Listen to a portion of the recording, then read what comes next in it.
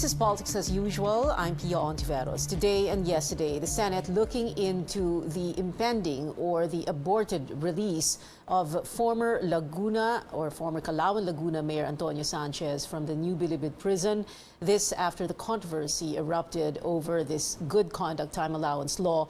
Joining us in a little bit is Senator Richard Gordon, who chairs the Senate committee, the Blue Ribbon Committee.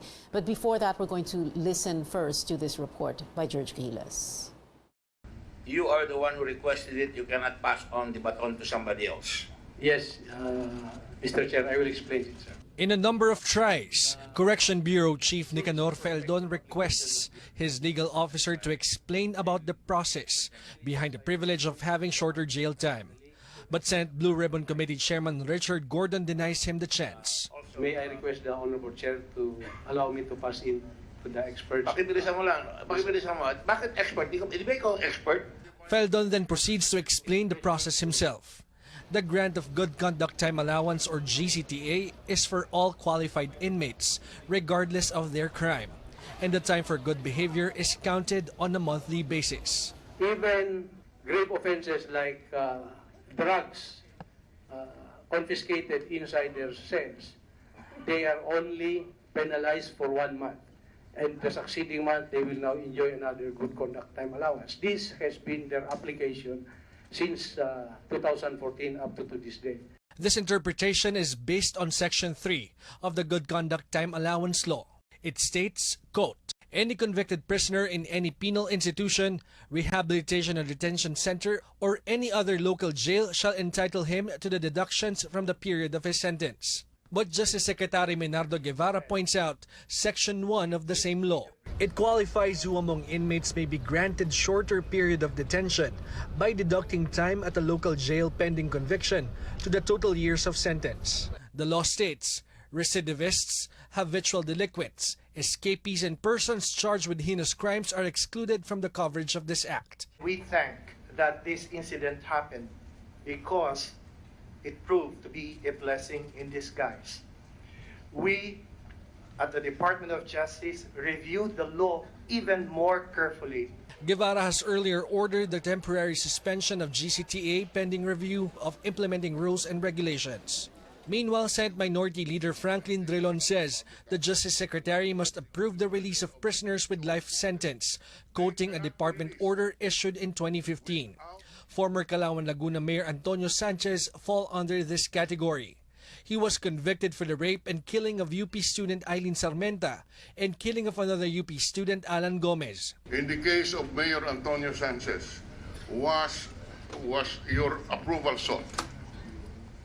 No such request for approval has been received by the Department of Justice.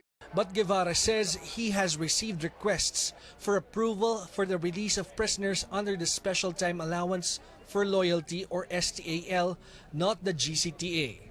STAL is granted to convicts who stay during calamities even they could have escaped. The Bucor chief is the official authorized to release prisoners under the Bureau of Corrections law. Unless that department order has been revoked, amended, or modified, then that DO should subsist. But Senator Ralph Recto states there's nothing in the GCTA law that grants this power to the Bucor chief. George Giles, CNN Philippines. We're taking a quick break. Politics as Usual. We'll be right back. Stay with us.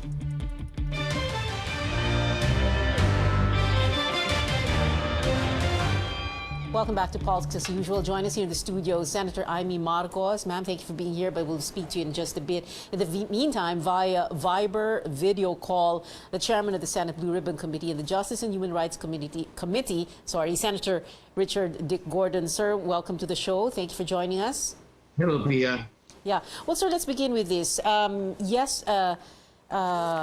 Today you said to Nicanor Feldon, you take responsibility. It's called accountability. Yesterday, you said the buck stops with you. Senator Ping Lacson said Feldon is lying yesterday. He's lying today. What do you think is really going on, Senator Gordon?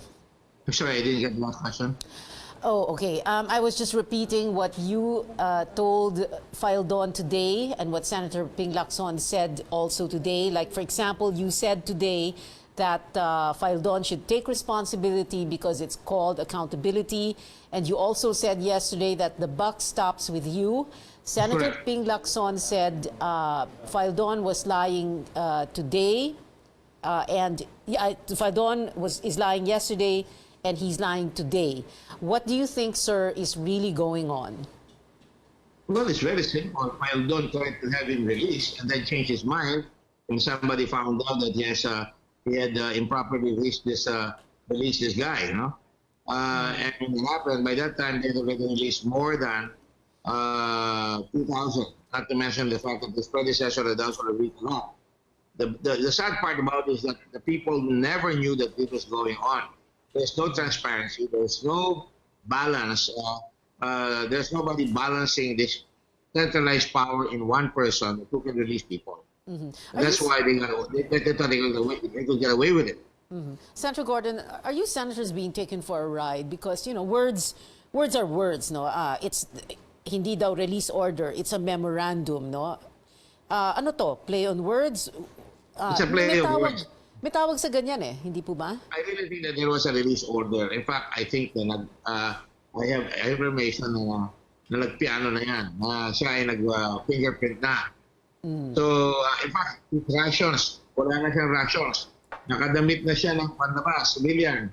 Yun po yung nakapantalon at naka-orange polo. There were pictures that were released eh. I don't think that was the only time that he was in special clothes, but this time he was wearing leather shoes already. He was ready to go. His children said we came over to fetch him because we were told that he was going to be released already. At sinabi sa kanila na magkain tayo sa Japanese restaurant at magpapagamot siya ng mata. So it's very, very clear na talagang alam na nila pre-ordained na yung pag-release na. Okay. How could Mr. Faildon have given or signed this memorandum, they call it a memorandum, for Sanchez's release if there were three major violations? In 2006, the marijuana; 2010, 1.5 million pesos worth of shabu found in the image of Mama Mary; 2015, flat screen TV, air conditioner, refrigerator. Are you happy with the way this was explained? Because Faildon was saying he was a good prisoner. So ano po yun? Ano po yung tatlong nangyari? If this is a model prisoner, then everybody is just going to have to lower their standard, di ba? Because hindi naman talaga dapat pawalan niyan because he's had a lot of infractions. This guy has had a lifetime of infractions. He rapes people, he murders people. When he's in jail, he doesn't wear the uniform. He has an air conditioner. He has 4 pillows in his bedroom. Isang wardrobe. And, he's special. So, all those alone, dapat tanggal na siya. Hindi na siya mabibigyan ng bad conduct discharge, ng good conduct discharge.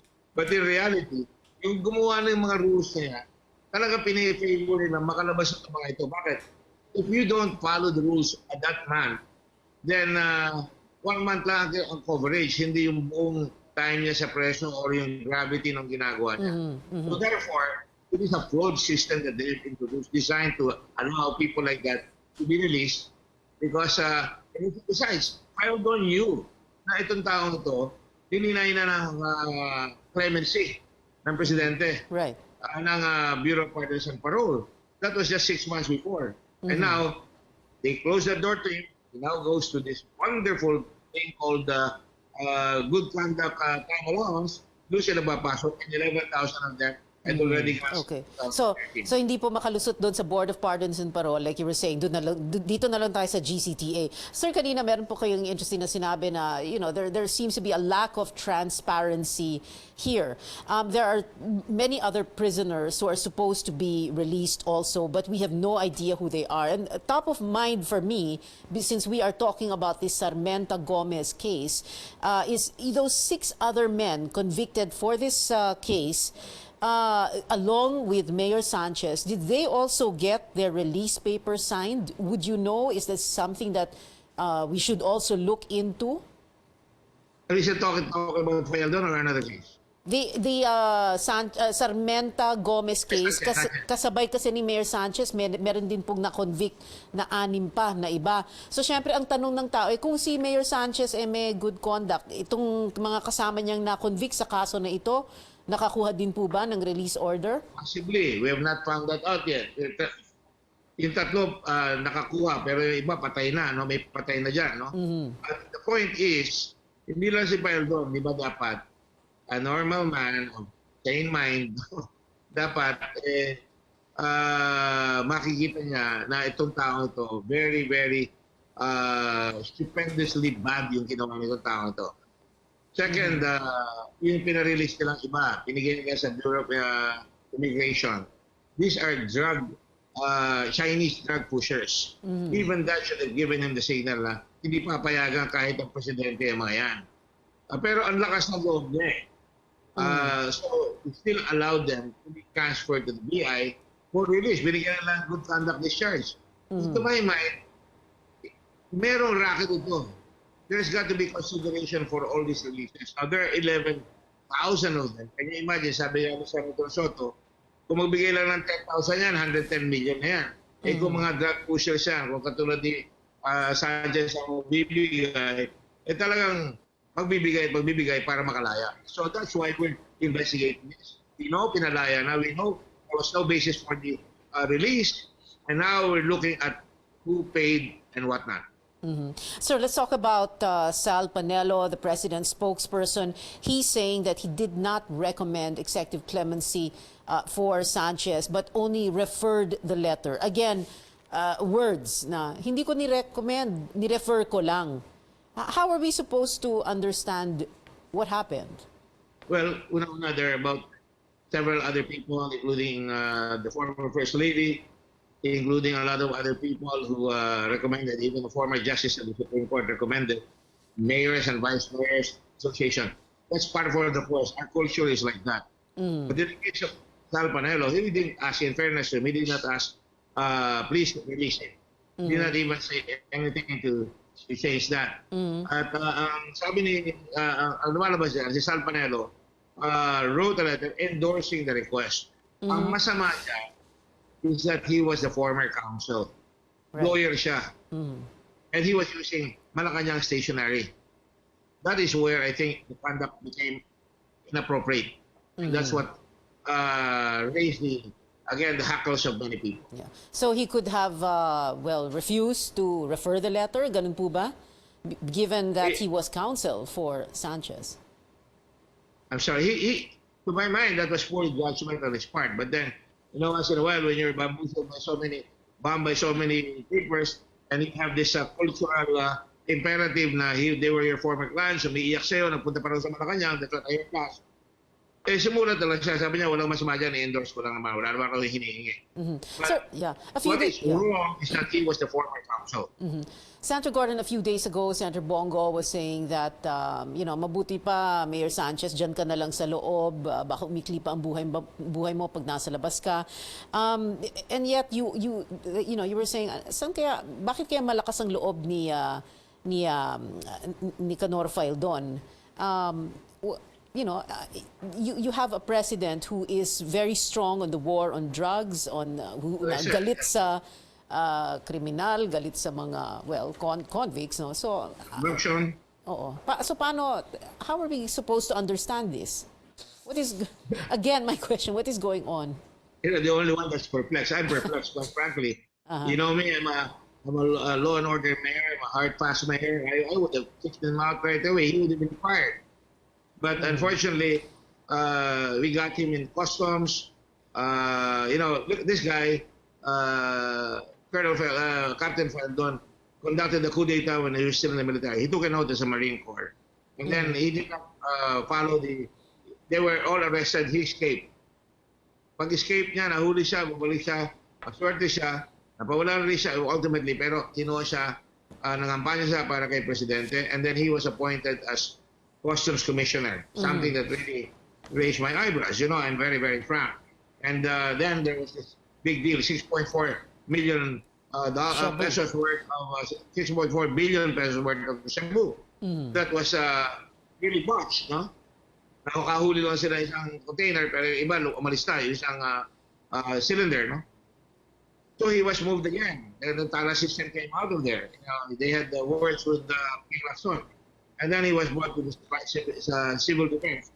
And now he is now in the Bureau of Prisons, and now you have another controversy starting Fayangor. How long can the people tolerate a guy like this? So mahilig pala ang...